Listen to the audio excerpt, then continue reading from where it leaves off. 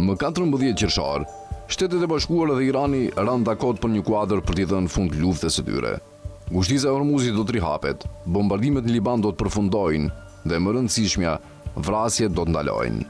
Pas më shumë se 100 ditësh lufte që vrau mijëra njerëz, përfshirë udhëheqësit më të lartë të Iranit dhe shtyu ekonominë botërore drejt humnerës, qoftë edhe një pushim i brisht, ndihet si drita e parë e agimit. Le ta mirëpresim atë, por gjithashtu le ta kuptojmë. Për të rrokur arsyen pse ndodhi kjo luftë dhe vargu i luftrave para saj, ne duhet të emërojmë shkakun e tyre të përbashkët. Ky shkak është Izraeli i madh. Jo shteti i Izraelit, por një ide e tij, një ide të mërshme. Ideja e Izraelit të madh ka qenë shkaku i luftrave në Irak, Gaza, Liban, Siri dhe Iran. Shkruan në analizën e tyre profesori amerikan Jeffrey Sachs dhe këshilltarja e OKB-s për lindjen e mesme dhe Afrikën, Sibyl Fares. Ajo pretendon se Izraeli duhet të shtrihet mbi të gjithë Palestinën historike, nga lumi Jordan deri në detin Mesdhe, si dhe në pjesë të vendeve fqinje. Sipas ambasadorit të Shteteve të Bashkuara në Izrael, Mike Huckabee, një protestant fundamentalist, kompasi gjeopolitik i cilit përcaktohet nga tekstet biblike të vitit 500 para Krishtit, Izraeli i madh shtrihet nga Nili deri në Eufrat. Verën e kaluar, kryeministri izraelit Benjamin Netanyahu deklaroi se ishte shumë i lidhur pas një vizioni të Izraelit të madh, i cili, tha ai, përfshin territoret palestineze dhe tokat arabe fqinje. Kjo doktrinë absurde dhe rrezikshme ka dy prindër. Të parët janë vijëgjatët sekular si Netanyahu, të cilët thonë se Izraeli duhet të kontrollojë gjithë tokën nga lumi deri në det për të qenë i sigurt dhe pa i çuar malli për 8 milion palestinezë që ndodhen në mes. I dyti është besimi supremacist qifute i ministrit izraelit financave Bezalel Smotrich dhe ministrit të sigurisë kombëtare Itamar Ben-Gvir, se Zoti u dha tokën vetëm qifutëve. Sipas fjalëve të Smotrichit, nuk ka palestinez, pra palestinezët nuk ekzistojnë. Izraeli i madh është paranoj, megalomani dhe zell fetar të thurura në një program të vetëm. Doktrina duhet të ishte hedhur poshtë që në shfaqjen e saj të parë dekada më parë. Në vend të kësaj, ajo ka udhëhequr doktrinën e jashtme dhe ushtarake të Izraelit për 3 dekada dhe ka mbijetuar deri më sot, sepse Netanyahu e ka marrë SHBA-n përpara, e ka mashtruar, shkruan profesori amerikan. Ai e ka bërë këtë me 2 grupe mbështetësish amerikan. Sionistët qifut që duan Izraelin dhe do t'i falin gjithçka, dhe sionistët e krishterë që duan profecinë e fundit të botës dhe ardhjen e dytë të Krishtit, më shumë se sa duan çdo palestinez të gjallë, apo për këtë çështje çdo izraelit të gjallë.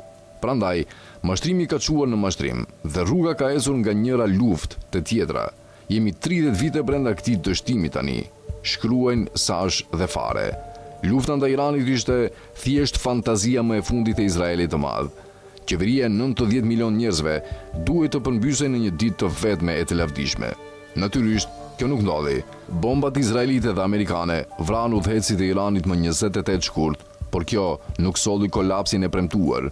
Ajo rezultoi në vend kësaj në mijëra të vdekur, një ngushtisë të Hormuzit bllokuar dhe një shok nafte globale. E kemi parë këtë film më parë. Plani Izrael-SHBA për të rrëzuar presidentin Bashar al-Assad në Siri gjithashtu synohej të ishte i shpejt, 1 ose 2 vjet më së shumti.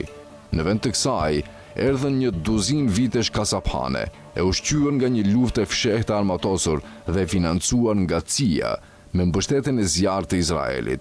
Rezultati ishte një vend antik i kthyer në rënoja. Fitoret e premtuara një ditore bëhen gjithmonë varreza 10 vjeçare, shkruan profesori amerikan Jeffrey Sachs. Presidenti i SHBA-s Donald Trump është goditur duke u bashkuar deluzionit Izraelit të madh dhe ai e di këtë. Marrëveshja e re me Iranin është valvula e tij e shpëtimit, një rrugdalje nga një luftë absurde që nuk ishte kurrë e tija për të fituar.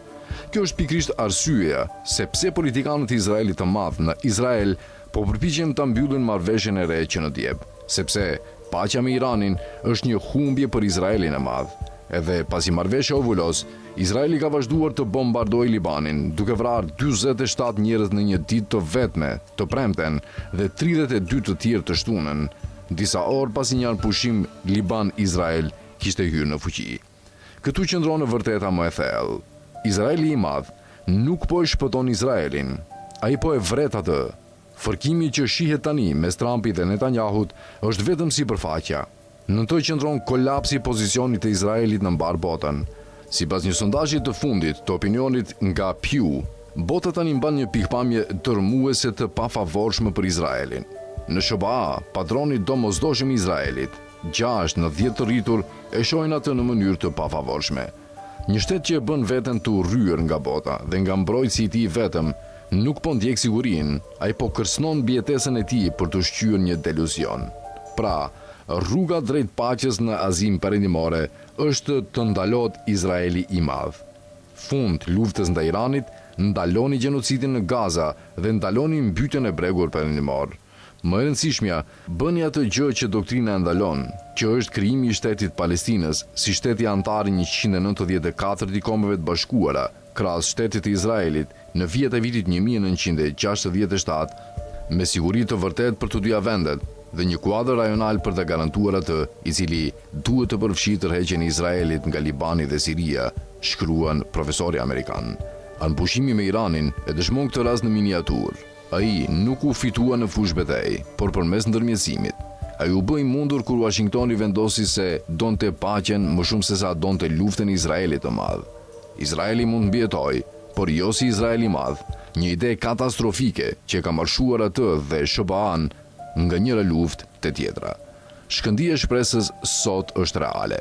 Nëse ajo bëhet një agim i vërtet, varet nga ajo nëse SBA-ja përfundimisht do ta lejojë Palestinën të lindë dhe në këtë mënyrë ta lejojë Izraelin të jetojë.